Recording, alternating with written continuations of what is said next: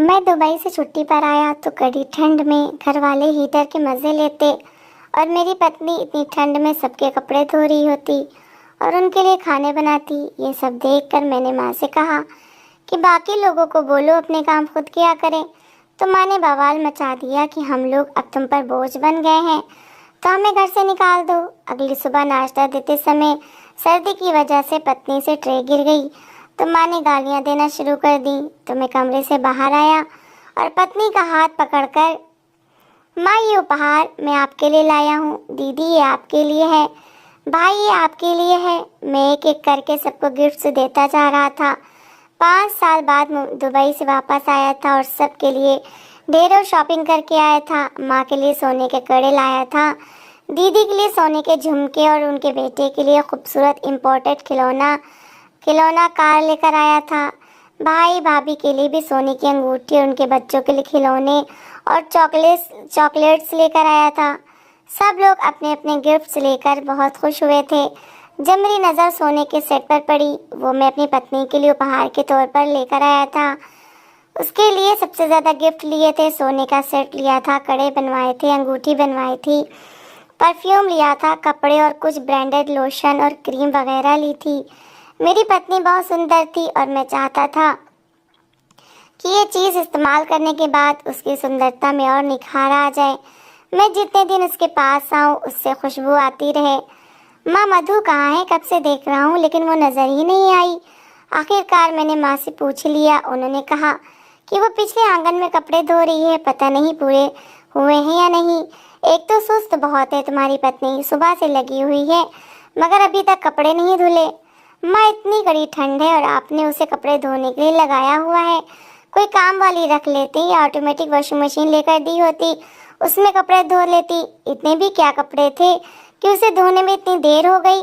बेटा असल में हम सबके कपड़े धो रही है ना, इस वजह से देर हो गई है। मैंने चौंक कर माँ की तरफ देखा। वो सबके कपड़े क्यों धो रही थी? हद से ज़्यादा सर्दी थी। सब घर वाले हीटर वाले कमरे में भी कंबल में दुबक कर बैठे हुए थे।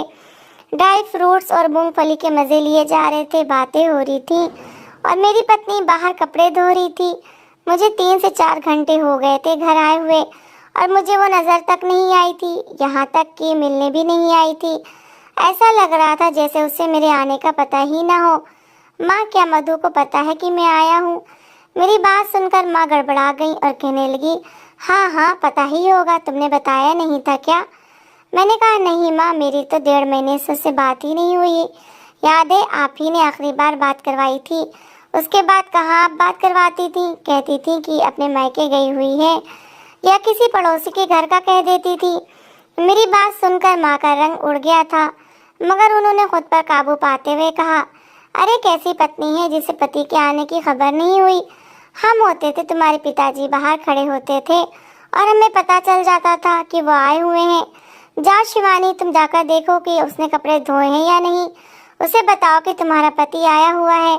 माँ ने मुझे जवाब दिया। इसके साथ ही भाभी से कहा जो सामने बैठी हुई थी। वो हाँ में सिर हिलाते हुए अपना सामान उठाकर वहाँ से चली गई। मैं अपने कमरे में चला गया और थोड़ी देर बाद मधु भी कमरे में आ गई। मुझे देखते ही मुझसे लिपट गई, आंखों से आंसू बहने लगे। कहने लगी, आप आए हैं? आने से पहले बताया तक नहीं, बता देते तो मैं कुछ तैयारी कर लेती, आपकी पसंद का खाना बना लेती या कम से कम अपनी हालत ही ठीक कर लेती। वो रो रही थी और साथ ही शिकायत कर रही थी। मैंने माँ की बात उसे बताकर उसका दिल बुरा करने के बजाय यही ठीक समझा कि इससे झूठ कह दूँ। मैंने कहा मैं तुम्हें सरप्राइज देना चाहता था, अगर तुम्हें बताकर आता तो तुम्हारे चेहरे पर यह अनोखी खुशी कैसे देखता। तुम कभी हंस रही हो, कभी रो रही हो, कम से कम कसम से बहुत अच्छी लग रही हो। मेरी बात सुनकर रोते रोते उसने अपने आंसू साफ किए और एक बार फिर मेरे गले लग गई। कहने लगी, मैंने आपको बहुत ज़्यादा याद किया। इसी तरह प्यार मोहब्बत की बातें करते हुए शाम हो गई थी। तभी दरवाजे पर दस्तक हुई। हम सीधे होकर बैठे तो माँ कमरे में आई और कहने लगी, मधु खाना बना लो उठकर, देख नहीं रही कितनी रात हो गई है, सब लोग बाहर बैठे इंतजार कर रहे हैं कि खाना कब मिलेगा और यहाँ पर खाना बनना ही शुरू नहीं हुआ। मुझे तो लगा था तुम किचन में होगी और खाना बन चुका होगा। मधु एकदम हड़बड़ा गई, कहने लगी, जी जी माँ जी, अभी उठकर बनाती हूँ। मोहित आए हुए थे और इनके साथ बैठी थी। समय गुजरने का पता ही नहीं चला। माँ ने कड़े तेवरों से उसकी तरफ देखा, मगर मुझे देखता पाकर फिर से अपने चेहरे के एक्सप्रेशन ठीक कर लिए। मोहित, मैं खाना बना लूंगी, जल्दी बना लूंगी, फिर हम दोबारा बातें करेंगे।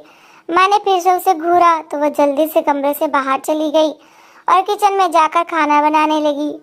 मैं भी उठकर बाहर लाउंज में आ गया। सब लोग वहीं पर बैठे हुए थे। बीच में हीटर लगा हुआ था और बातों में व्यस्त थे। सबने मुझे भी अपने पास बिठा लिया। मैंने यहाँ पर एक बात बहुत ज़्यादा नोट की थी। दीदी, दोनों भाभियाँ, माँ, सब लोग फ्री बैठे हुए थे, जबकि मधु अकेले किचन में लगी हुई थी और वहाँ कोई नौकरानी भी नज़र नहीं आ रही थी। माँ, मधु अकेले खाना बना रही है। भाभी, दीदी, आप में से कोई उठकर उसकी हेल्प कर दे ताकि खाना जल्दी बन जाए। मुझे बहुत ज़्यादा भूख लगी हुई है।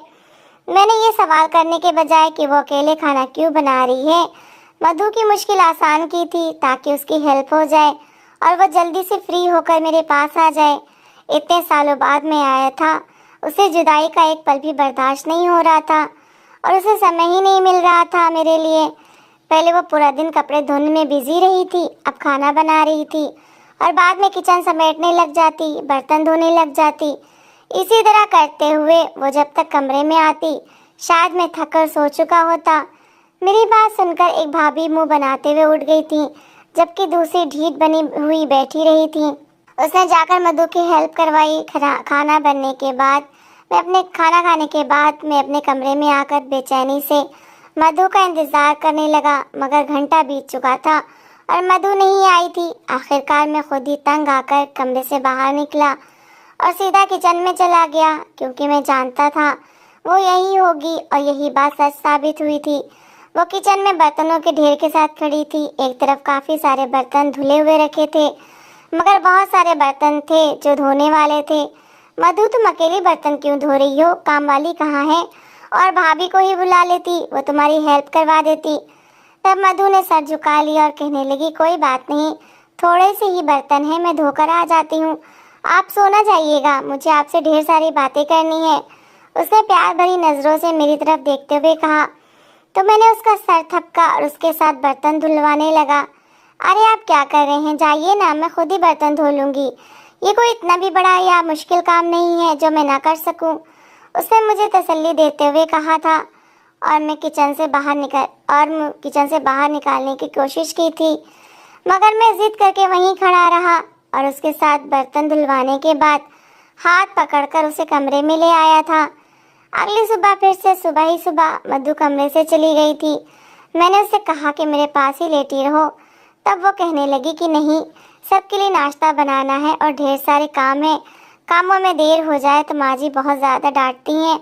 उन्हें हर काम टाइम पर और अच्छे से चाहिए होता है, इसलिए मुझे अभी जाना है, वरना मेरी शामत आ जाएगी। आपका क्या होगा? आप तो मज़े से माँ के ही पास लगकर बैठ जाएंगे। वो हंसते हुए कहकर चली गई थी, जबकि मैं सोच में पड़ गया था। घर के लोगों का व्यवहार मेरे लिए अजीब ही था। कोई भी मधु के बारे में बात नहीं करता था, उसका एहसास नहीं करता था। वो अकेली कामों में लगी रहती थी और कोई पूछता तक नहीं था। हालांकि होना तो ये चाहिए था कि मधु के पति की सबसे ज़्यादा कमाई आ रही थी, उसे तो पलकों पर बिठाया जाता, उसके नाज नखरे उठाए जाते, मगर यहाँ पर तो सब कुछ उल्टा हो रहा था। घर की महारानी से ज़्यादा वो घर की नौकरानी बनी हुई थी और ये बात मुझे बर्दाश्त नहीं हो रही थी। मधु आज के दौर की पढ़ी लिखी और मॉडर्न लड़की थी, जो बहुत सुंदर होने के साथ साथ लिबरल भी थी। अपनी बात कह देने के लिए बहुत ज़्यादा बेबाक थी।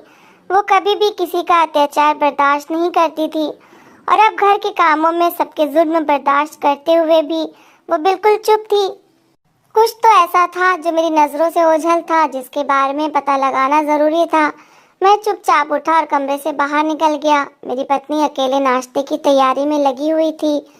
मुझे देखकर बहुत ज़्यादा गुस्सा आया। नाश्ता सबको करवाने के बाद उसने बर्तन इकट्ठे करके धोए और फिर सबके कपड़े इकट्ठे करके धोने के लिए निकल गई और यहीं पर मेरा धैर्य खत्म हो गया। मैंने कहा, माँ ये क्या है?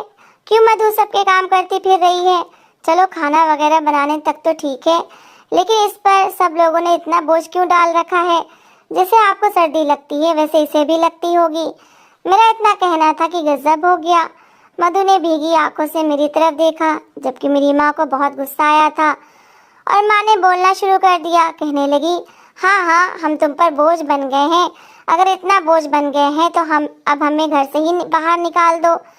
माँ तो कहाँ से शुरू हुई थी और कहाँ पर बस की थी। मैं माँ के कमरे में पास ही बैठ गया। कहने लगा, माँ, मेरा ये मतलब बिल्कुल नहीं था, लेकिन सब लोग अपने अपने काम किया करें, मधु को भी इंसान समझें। कल से मैं आया हूँ और इसे मेरे पास बैठने के लिए टाइम तक नहीं मिला। इसे भी तो इतनी ही सर्दी लगती होगी ना। मैंने तरीके से बात की तो माँ हाँ कहकर चुप कर गई, लेकिन घूरने वाली नजरों से बार बार मधु की तरफ देख रही थी। वो अपना काम करने लग गई और रात को जब कमरे में मेरे पास आई तो कहने लगी, मोहित, माँ जी से किसी भी तरह की शिकायत ना करिए, मैं कर लूंगी घर के काम, इतने भी मुश्किल नहीं है। मैंने हैरत से उसकी तरफ देखा। ये तुम क्या कह रही हो मधु? वो हंसने लगी। मधु बहुत मॉडर्न थी और जब शादी होकर हमारे घर आई थी तब उसे एक भी काम करना नहीं आता था।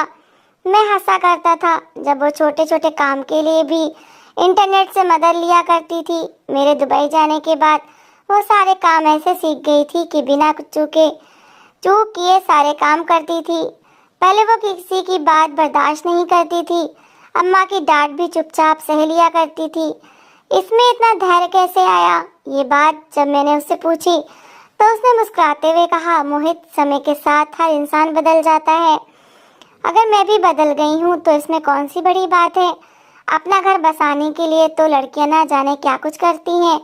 ये कहते हुए उसके चेहरे पर एक पल के लिए उदासी छा गई थी।